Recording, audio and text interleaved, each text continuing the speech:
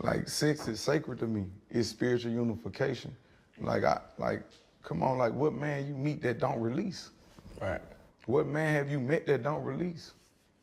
That say, you know, my life force is so important to me that I don't release.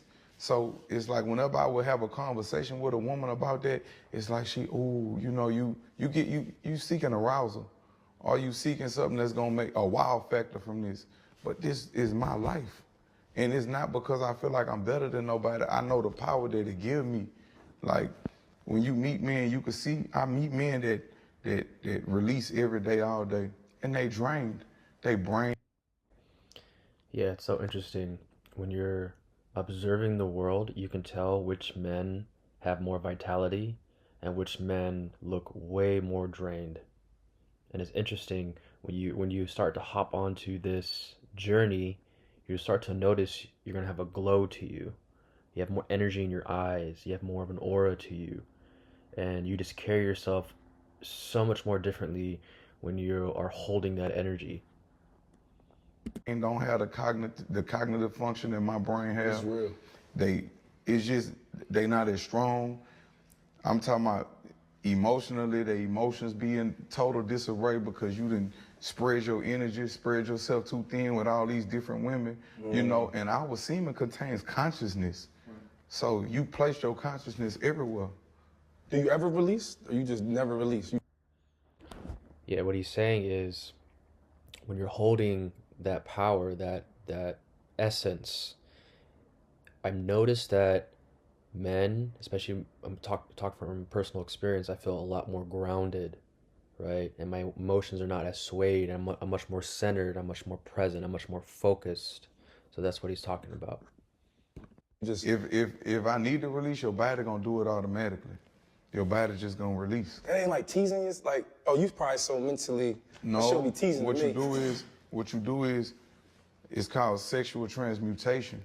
Like when I wake up they got something called morning wood. Men, I don't just grab a sock and shoot it in a sock. I take that energy from that and jump straight out the bed and put it into my workout, or put it into my music, or put it into something that's gonna make me greater.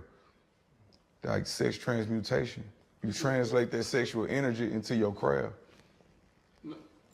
I was. Yeah, so it's like when we're so used to just spilling that energy out, but if you learn that when those urges come up, you can put that towards working out, you can put that towards creativity, towards your business. For me, the past couple weeks, I just been going hard on YouTube, and I've been celibate for the past 3, 4 weeks. And I have a very small YouTube channel, and all this energy is going towards my YouTube channel, and I gained like 200 subscribers in a couple weeks. So that's showing the power behind this energy, right? It's like a lot of energy, and the more energy you output towards something, the more energy that's going to come back to you.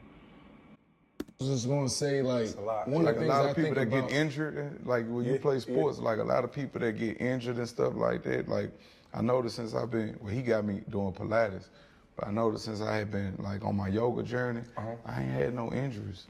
And I noticed that like flexibility type. yeah, and I noticed that since I haven't been releasing, my recovery is like that. ASAP. It almost makes you godlike. So we in Ramadan now, right? And we talking about sex.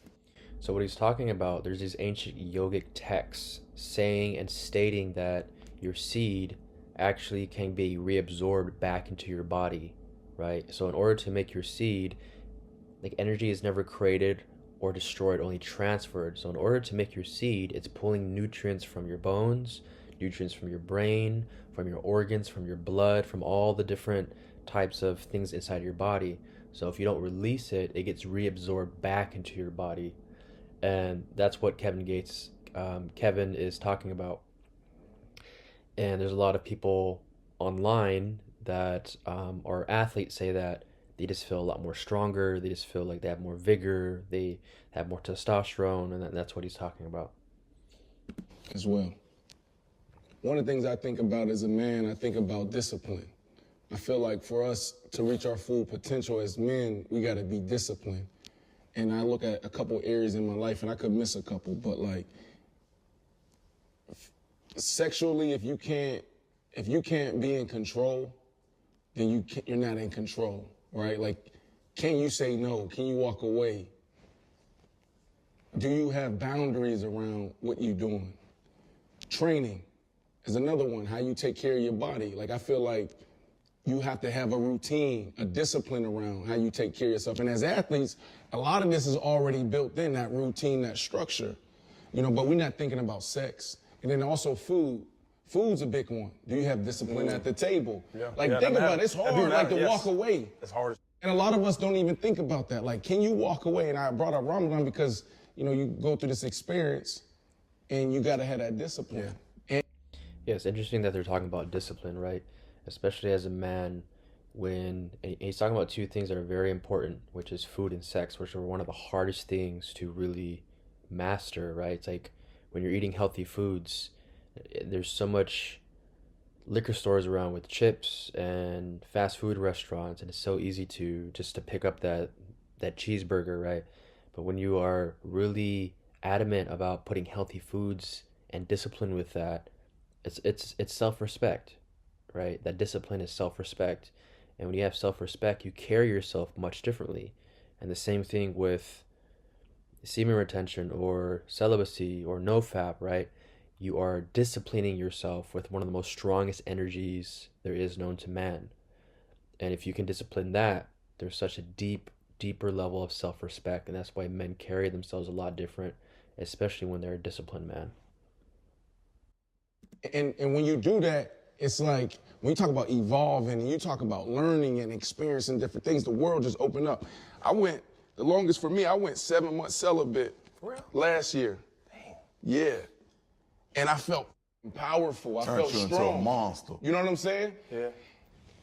And they laughing at me. I shared this with my team a couple laughing. weeks ago. No, it's another experience, but like, I'm impressed. I released a couple weeks ago. And